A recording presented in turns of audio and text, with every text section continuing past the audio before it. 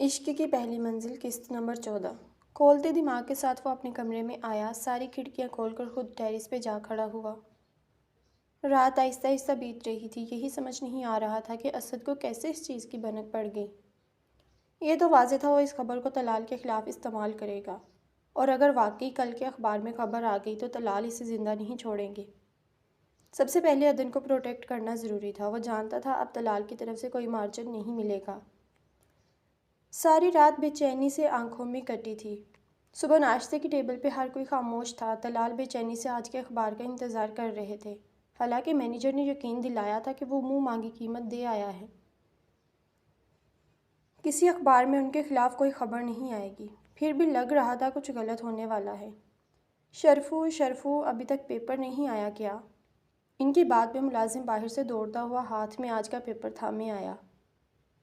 انہوں نے بے چینی سے اخبار کھولا۔ ان کے چہرے کے بدلتے تاثرات دیکھ کر باقی تینوں نے بھی ناشتہ پڑے ہٹا دیا۔ جب کافی دیر تک وہ کچھ نہ بولے تو بلاخر سارا نے ہمت کر کے پوچھا، کیا ہوا؟ کوئی خبر تو نہیں آئی؟ طلال نے پیپر زور سے ساتھ بیٹھے دائم کے منہ پہ دے مارا۔ ہوگی تسلی، یہی چاہتے تھے نا تم؟ لو اب ڈول سر پہ رکھ کے ناچو۔ کر دیا تم نے آج سب کچھ ختم۔ دیکھو لوگ کیا بکواس کر رہے ہیں میرے بارے میں، جنہوں نے کبھی آنکھ اٹھا کر میرے سامنے بات نہیں کی۔ پڑھو کیا کیا بکواس کی ہے انہوں نے۔ اتنی سی بھی تم میں غیرت ہو تو چلے جاؤ اور چلو بھر پانی میں ڈوب مرو۔ کسی کو منہ دکھانے کے قابل نہیں رہا میں، اسی لیے میں نے کہا تھا دے دو طلاق اسے، جان چھڑواؤ ہماری۔ مگر نہیں، جب تک باپ سڑک پہ نہ آ جائے تمہیں چین نہیں آنا۔ حد ہوتی ہے بے شرمی کی، پر تم تو ہر حد پار کر چکے ہو۔ اور کتنا ذلیل کروانا ہے مجھے؟ ایک بار ہی سولی پہ چڑھا دو۔ جینا اجیرن ہو گیا ہے میرا، زندگی عذاب بنا دی ہے تم نے۔ سارے ملازم کونوں خدروں میں کھڑے منہ پہ ہاتھ رکھے آج پہلی بار طلال کو اپنے جان عزیز بیٹے پر برستے دیکھ رہے تھے۔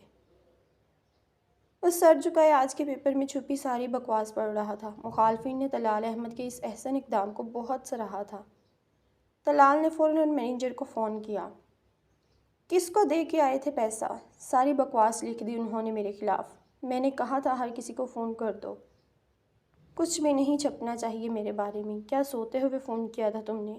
کیا ہے یہ سب؟ بلیو می سر، میں خود ہر اخبار کے مالک سے ملا تھا، ایون جس کو پیسہ دیا سب کی ویڈیوز میرے پاس ہیں۔ مجھے خود سمجھ نہیں آ رہا یہ سب کیسے ہو سکتا ہے۔ انہوں نے یقین اس کی بات پوری ہونے سے پہلے ہی طلال نے فون کاٹ کر صوفے پہ اچھال دیا۔ فون بند کرنے کی دیر تھی، دڑا دڑ کالز اور میسیجز آنا شروع ہو گئے۔ انہوں نے غصے سے فون اٹھا کر سامنے دیوار پہ دے مارا۔ میرا دل کر رہا ہے اپنا سارا میگزین تم پہ خالی کر دوں۔ اگر تمہاری جگہ پہ یہاں کوئی اور ہوتا تو اسے اگلا سانس بھی نصیب نہیں ہونا تھا۔ ڈیڈی پلیز آپ shut up, just shut up. ایک لفظ بھی کہا تو زبان کاٹ دوں گا میں تمہاری۔ کن دنوں میں کون سی مصیبت میرے سر پہ ڈال دی ہے؟ یہ تو صرف 3 اخبار ہیں، ملک بھر کے اخباروں میں چھپی ہوگی یہ خبر۔ سارے جہاں کی خاک میرے سر پہ پڑ چکی ہے۔ تبھی سارا کے فون کی بیل بجی۔ سمیہ کی کال تھی۔ ہیلو، کیا کہہ رہی ہو تم؟ کون سے نیوز چینل پہ؟ فون سارا کے ہاتھ سے گر گیا۔ ان کی بات پہ طلال نے فوراً آگے بڑھ کر دیوار میں نصب LED کو آن کیا۔ تھوک نگلتے ہوئے اس نے نیوز چینل لگایا۔ ناظرین، تازہ ترین ذرائع کے مطابق ملک کے نامور سیاستدان طلال احمد کے چھوٹے صاحبزادے دائم طلال کا خفیہ نکاح منظر عام پر آ چکا ہے۔ فوری خبر جو ہمیں موصول ہوئی ہے اس کے مطابق دائم طلال نے چوری نکاح کر رکھا تھا، اور ناظرین، مخالف پارٹیز کے سربراہان کا کہنا ہے کہ دائم طلال نے ایک طوائف زادی سے نکاح کیا ہے، اسی باعث اس چیز کو منظر عام پہ آنے سے روکا گیا۔ تاہم کیا وہ لڑکی واقعی ایک طوائف ہے یا نہیں، اس بارے میں اب تک ہمیں کوئی اپڈیٹ موصول نہیں ہوئی۔ ہم ابھی اپنے نمائندے سے بات کرتے ہیں جو ہمیں تازہ ترین صورتحال سے آگاہ کریں گے۔ جی ارسلان، آپ اس وقت طلال احمد کی رہائش گاہ کے باہر موجود ہیں۔ ہمارے ناظرین کو تازہ ترین صورتحال سے آگاہ کیجیے۔ دائم طلال کے خفیہ نکاح کے بارے میں مزید کون سا بیان سامنے آ چکا ہے، اور کیوں اس نکاح کو خفیہ رکھا گیا؟ وہ لڑکی کیا واقعی ایک طوائف ہے، یا پھر ہمیشہ کی طرح یہ بھی مخالفین کا کوئی دوسروں کو زیر کرنے کا طریقہ ہے؟ جی انم، ہم اس وقت طلال احمد کی رہائش گاہ کے باہر موجود ہیں۔ مخالفین کا کہنا ہے کہ وہ لڑکی ایک طوائف زادی ہے، اس لیے کسی کو بھی اس نکاح کی بھنک پڑنے نہیں دی گئی۔ تاہم اس بارے میں طلال احمد کا کوئی بیان تاحال سامنے نہیں آ سکا۔ ہم پوری کوشش کر رہے ہیں ان سے بات کرنے کی، لیکن ابھی تک ان سے کوئی بات نہ ہو سکی۔ بہت شکریہ ارسلان، آپ ہمارے ساتھ لائن پر رہیے گا۔ جیسے ہی طلال احمد کا کوئی بیان سامنے آتا ہے ہم فوراً اپنے ناظرین سے شیئر کریں گے۔ ناظرین، آپ کو ایک بار پھر تازہ ترین صورتحال سے آگاہ کرتے ہیں۔ طلال احمد کے بیٹے دائم طلال کا خفیہ نکاح منظر عام پر آ چکا ہے۔ ملک کے نامور سیاستدان طلال احمد کے بیٹے دائم طلال کا ملک میں تبدیلی کی جانب مثبت قدم۔ ملک کے نامور سیاستدان اور مشہور انڈسٹریلسٹ طلال احمد کے بیٹے دائم طلال کا طوائف زادی سے نکاح۔ ناظرین، مخالف پارٹیز کے سربراہان کی مختلف بیانات سامنے آ رہے ہیں۔ فائق لغاری کا کہنا ہے طلال احمد کی اس اقدام سے بہت خوشی ہوئی ہے۔ تمام انسان برابر ہیں، ہمیں اسٹیٹس اور عہدے سے بالاتر ہو کر ایک کو ہی دیکھنا ہے۔ ایک طوائف سے نکاح کوئی بری بات نہیں ہے۔ ناظرین، آپ کو بتاتے چلیں مختلف پارٹیز کے سربراہان کے بیانات سامنے آ چکے ہیں، جس میں فائق لغاری نے اس اقدام کو بہت سراہا ہے۔ ہال میں موجود ہر شخص پھٹی پھٹی آنکھوں سے نیوز کاسٹر کو بریک پہ پاؤں رکھے بغیر بولتے ہوئے سن رہا تھا۔ مختلف نیوز چینلز اس واقعے کو بڑھا چڑھا کر پیش کر رہے تھے۔ طلال دونوں ہاتھوں میں سر تھامے صوفے پہ بیٹھ گئے۔ اگر وہ ضبط حساب کے مالک نہ ہوتے تو ضرور اس وقت کسی ICU میں موجود ہوتے، لیکن اس وقت ان کا ذہن تیزی سے آنے والے لمحات کو سوچ رہا تھا۔ سر، باہر میڈیا کے بہت سے لوگ اکٹھے ہو چکے ہیں، وہ سب زبردستی اندر آنا چاہ رہے ہیں۔ چوکیدار نے گیٹ بند کیا ہوا ہے۔ ہال میں موجود ہر شخص پہ چھائے جمود کو ملازم کی آواز نے توڑا۔ تبھی نیوز کاسٹر نے پھر سے چیخنا شروع کر دیا۔ ناظرین، آپ اسکرین پر دیکھ سکتے ہیں اس وقت ہمارے نمائندے ارسلان نعیم طلال احمد کی رہائش گاہ کے باہر موجود ہیں۔ میڈیا کے کسی شخص کو اندر جانے کی اجازت نہیں دی جا رہی۔ نجی اور سرکاری تمام چینلز کے نمائندے یہاں پہ موجود ہیں، تاہم ابھی تک کوئی حتمی بیان سامنے نہیں آ سکا۔ نیوز چینلز پہ ان کے گھر کے باہر کی مکمل فوٹیج دکھائی جا رہی تھی۔ رپورٹرز زبردستی اندر آنے کی کوشش کر رہے تھے۔ او مائی گاڈ شرفو، تم سب کو لان میں جمع کرو اور دھیان سے کسی کے ساتھ کوئی بدتمیزی نہیں کرنی۔ وہ صرف لان کی حد تک رہیں، انہیں وہیں جمع کرو، میں ابھی آ رہا ہوں، انہوں نے بامشکل حواس مجتمع کر کے شرفو کو حکم دیا۔ سارا از حد پریشانی سے ان کی جانب بڑھی۔ اب کیا کرنے والے ہیں آپ؟ اس سب کا ایک ہی سلوشن ہے، پارٹی اور فیملی دونوں اس کرائسس سے نکل سکتے ہیں۔ وہ کیا؟ صاحبزادے شام سے پہلے وہ لڑکی اس گھر میں موجود ہونی چاہیے۔ ہال میں موجود تینوں افراد نے جھٹکا کھا کر ان کی جانب دیکھا۔ کیا مطلب ہے آپ کا؟ اس کا یہاں پہ کیا کام ہے؟ میں ہرگز اسے اس گھر میں آنے نہیں دوں گی۔ کسی صورت وہ یہاں قدم نہیں رکھے گی۔ پلیز سارا بی سائلنٹ، میں اس وقت بہت غصے میں ہوں، یہ نہ ہو سارا آپ پر اتر جائے۔ وہ لڑکی اس گھر میں آئے گی، اس کے علاوہ کوئی حل نہیں ہے۔ آپ کیا چاہتی ہیں کل کو اس کے 2 بچوں کی خبر بھی آپ کو میڈیا کے ذریعے ملے؟ ایک بار سب نارمل ہو جائے پھر جو چاہے کرتی رہنا، لیکن ابھی میری سنیں۔ مجھے اس چیز کو فوری کور کرنا ہے۔ کچھ گھنٹوں بعد کیا ہوگا اس کا مجھے علم ہے، سب کچھ ختم ہو جائے گا۔ میں فوری طور پہ ان سب کو ہینڈل کرنا چاہتا ہوں۔ ان کی بات سن کر سارا خاموش ہو گئی۔ اور تم ایک بات میری کان کھول کر سن لو، شام سے پہلے وہ لڑکی یہاں موجود ہو۔ اب کی بار گڑبڑ کی تو سیدھا گردن اتار کے ہاتھ میں پکڑا دوں گا۔ مگر اس نے کیا کرنا ہے یہاں آگے؟ تو تم کیا چاہتے ہو یہ خبر بھی اب میڈیا پہ آ جائے کہ وہ گھر میں موجود نہیں ہے، تاکہ اپنی بچی کچی عزت کو بھی مٹی میں ملا دوں؟ ابھی کے ابھی میں ان سب کو فکس کر لوں گا۔ ہمیشہ کی طرح ایک بار پھر تمہاری پھیلائی ہوئی مصیبت سے مجھے ہی نمٹنا ہے۔ پتہ نہیں کب میری زندگی میں سکون آئے گا۔ اب بنے کیوں کھڑے ہو؟ چلو باہر میرے ساتھ، اور اگر میڈیا کے سامنے کوئی فضول بکواس کی تو وہیں بون دوں گا، کسی غلط فہمی میں مت رہنا۔ سارا فوراً سے تمام دروازے کھڑکیاں بند کروائیں۔ شرفو، تم ہال کے دروازے کے باہر رہو، کوئی بھی رپورٹر گھر کے اندر نہیں آنا چاہیے۔ دروازے سے باہر نکلتے ہوئے ان کا دماغ تیزی سے وہ جملے سوچ رہا تھا جو کچھ منٹوں بعد انہوں نے میڈیا کے سامنے کہنے تھے۔ جیسے ہی انہوں نے لان میں قدم رکھا، رپورٹرز کے تابڑ توڑ سوالات برسے۔ سر، کیا واقعی آپ کے بیٹے نے خفیہ نکاح کر لیا ہے؟ اس نکاح کو اتنی دیر خفیہ کیوں رکھا گیا؟ کیا آپ کو اس کے بارے میں علم تھا یا آپ بھی بے خبر تھے؟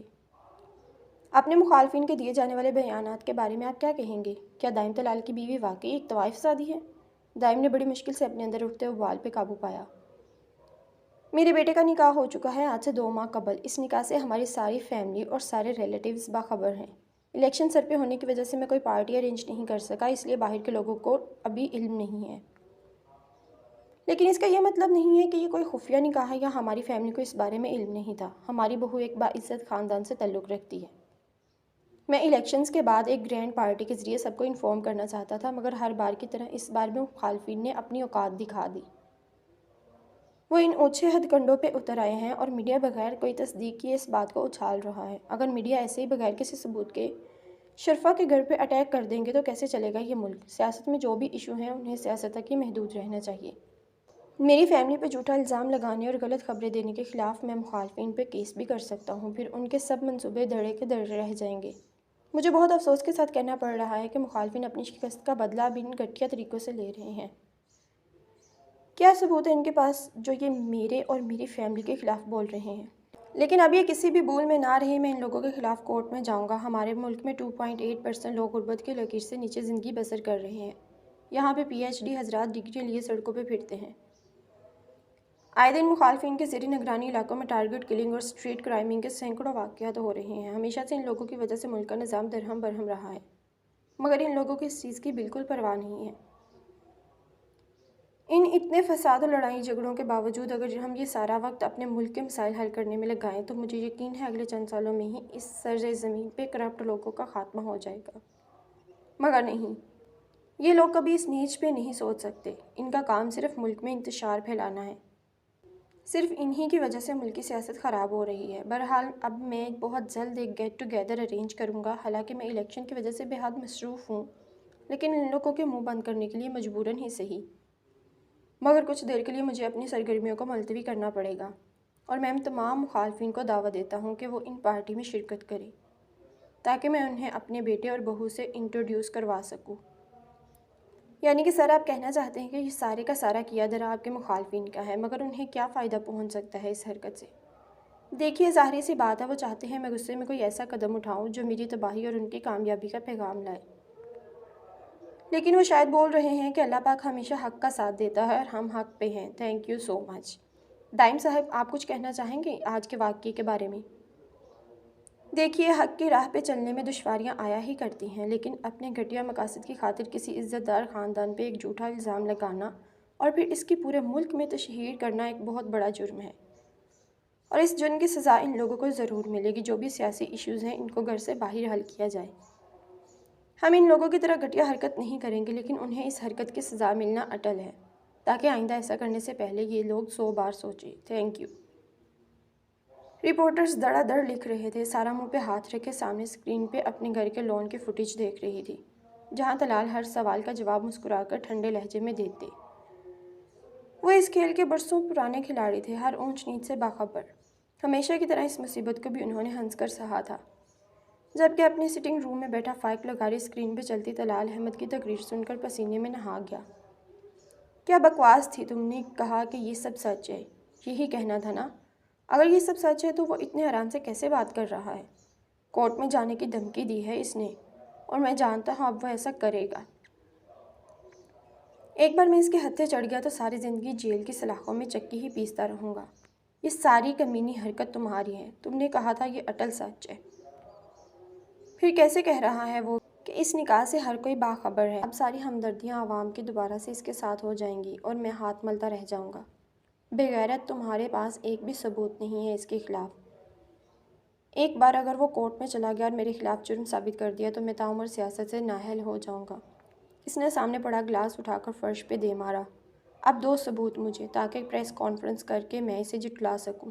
اب کیوں منہ میں گنگنیاں ڈالنی ہیں؟ ایک کام ڈھنگ سے نہیں کر سکتے تم؟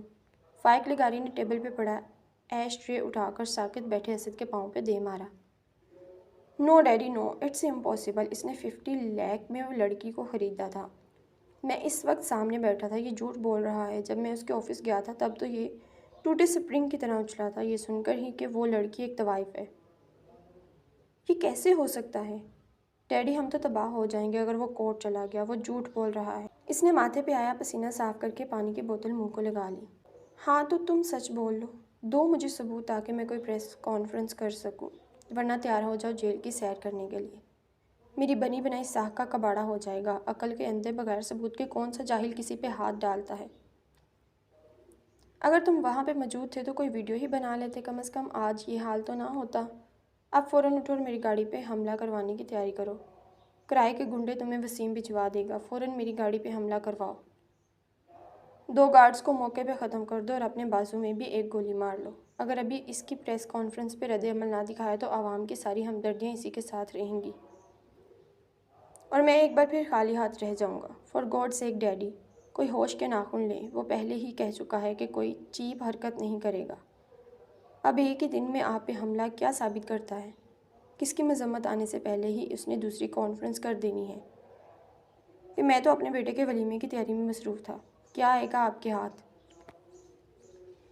کچھ حقیقت پسندی سے سوچیں۔ اب یہ مت کہہ دیجیے گا کہ میں اس نائکا کو گواہی کے لیے پیش کر دوں کہ واقعی دائم طلال نے وہاں سے لڑکی خریدی تھی۔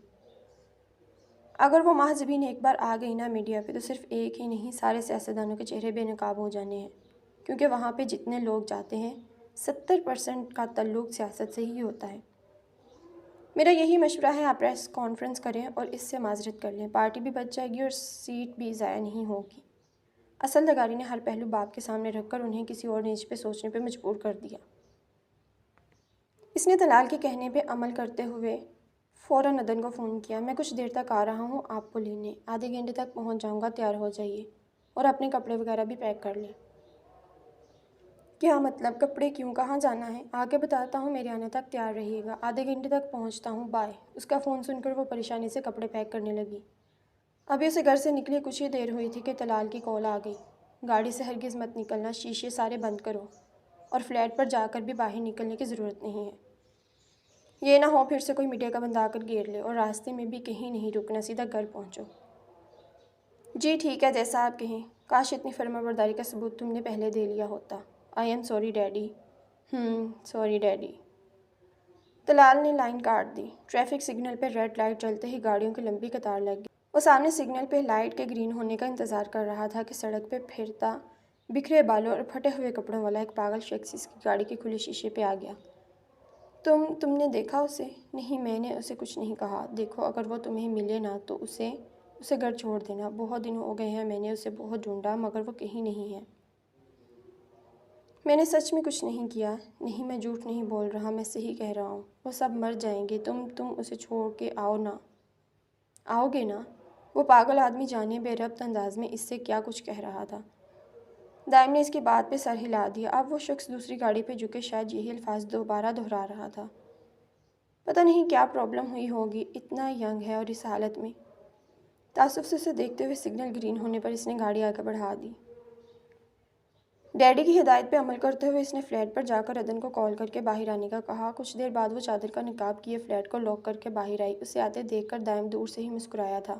ساری پریشانی ختم ہو گئی تھی۔ اگر طلال نے کہا تھا کہ وہ سب کچھ سنبھال لیں گے تو واقعی انہوں نے سب کچھ سنبھال لیا تھا۔ صبح دی جانے والی بریکنگ نیوز کی تردید اب ہر چینل کر رہا تھا۔ واقعی انہوں نے ایک بار پھر اس کی پیدا کی ہوئی ہر مصیبت کو ختم کر دیا تھا۔ عدن کے بیٹھنے پہ اس نے فوراً گاڑی آگے بڑھا دی۔ کہاں جانا ہے؟ کپڑے کیوں پیک کروائے آپ نے؟ اس کی بات کا جواب دینے کے بجائے دائم نے ہاتھ بڑھا کر اس کا نقاب اتار دیا۔ اس کی ضرورت نہیں ہے۔ اس کی اس حرکت پہ وہ فوراً سٹپٹا گئی۔ آپ بتا کیوں نہیں رہے کہاں جانا ہے؟ ہم دنیا دی اس نکرے جتھے بندہ نہ بندے دی ذات ہووے۔ اس کی پریشانی کے برعکس وہ شوق لہجے میں گنگنایا۔ آپ 2 منٹ کے لیے سیریس ہو سکتے ہیں؟ Okay, I am serious. اب پوچھیں کیا پوچھنا ہے؟ کہاں جا رہے ہیں ہم؟ یار ابھی تو بتایا ہے، اب پھر بتاؤں کیا؟ اچھا ناراض نہیں ہو، ایکچولی آپ کے سسر صاحب کا آرڈر ہے شام سے پہلے بہو گھر میں موجود ہو، اور میں ہمیشہ کی طرح ان کے حکم پہ سر جھکانے والا فوراً سے آپ کو لینے آ گیا، بس اتنی سی بات ہے۔ کیا کہہ رہے ہیں آپ؟ نہیں، میں وہاں ہرگز نہیں جاؤں گی، آپ واپس چھوڑ کر آئیں مجھے، میں نے نہیں جانا وہاں پہ۔ طلال پہلی بار جس طرح فلیٹ پر آ کر گرجے تھے، اب تک وہ تو انہیں ہی نہیں بھولا تھا۔ اب وہاں جانے کا سن کر تو روح فنا ہو گئی۔ کچھ نہیں ہوگا، ڈونٹ وری، ڈیڈی نے خود کہا ہے آپ کو لانے کے لیے۔ اب یہ تھوڑی ہوگا کہ گھر پہنچتے ہی وہ ہمیں کان سے پکڑ کر باہر نکال دیں۔ ویسے ہی کافی عزت افزائی کروا کے آیا ہوں، امید ہے اب تک ان کا غصہ ٹھنڈا ہو گیا ہوگا۔ مگر ایک دم سے کیوں کہا انہوں نے؟ شاید ہمارا ولیمہ کرنا چاہتے ہوں، اس نے مسکراتے ہوئے جواب دیا۔ وہ اسے یہ نہیں بتا سکتا تھا کہ آج میڈیا نے کیا کچھ دکھایا ہے، ورنہ گھر کی بجائے ہاسپٹل جانا پڑ جاتا۔ اچھا، اب اتنی پریشان مت ہوں، کچھ نہیں ہوگا، ٹھہرے میں اسٹرو پہ ہی کچھ لگا دیتا ہوں۔ ہر دن ہووے انج ورگا، ہر رات ساڈی شب بارات ہووے، پھیرا پائیے باغاں دے وچ، چلدے ہون فوارے آسے پاسے، پین پھواراں پجے ہون نظارے، پھول کھلے گلاباں لگدے سونے، وچ سبز دی سبز کائنات ہووے، चल चलिए दुनिया दी उस नुकरे जिथे बंदा न बंदे दी ज़ात होवे। स्ट्रू पे चलता गाना सुनकर इसका पुरजोर कहका गाड़ी में गूंजा। अदा ने खफा नज़रों से उसे देखा। आई स्वेयर मैंने अब नहीं लगाया, ये ऑलरेडी सेट था। अब तो कोई शक नहीं है ना?